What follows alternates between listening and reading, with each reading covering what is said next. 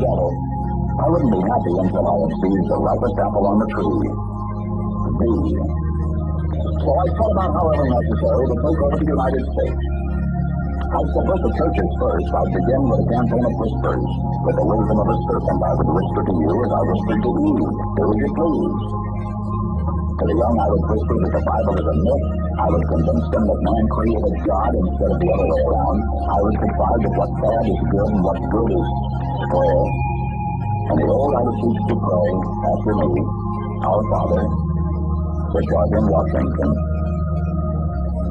And then I'd get organized. I'd educate authors on how to make the world of literature exciting so that anything else would appear dull and uninteresting. I'd threaten TV with dirtier movies and vice versa. I'd peddle narcotics to whom I could. I'd sell alcohol to ladies and gentlemen of distinction. I'd tranquilize the rest with pills.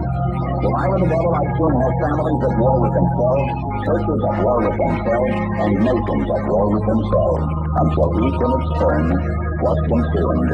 And with promises of higher ratings, I'd have mesmerizing media fanning the flames. If I were the devil, I would encourage the schools to refine young intellects, but neglect the discipline of oceans that let those run wild. Until before you knew it, you'd have to have blood-sniffing dogs and metal detectors at every schoolhouse door. Within a decade, I'd have prisons overflowing. I'd have judges promoting pornography. Soon I could evict God from the courthouse, then from the schoolhouse, and then from the houses of Congress. And in his own churches, I would substitute psychology for religion and beify science.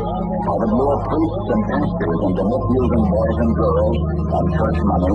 If I were the devil, I'd make the symbol of Easter an egg and the symbol of Christmas a bottle.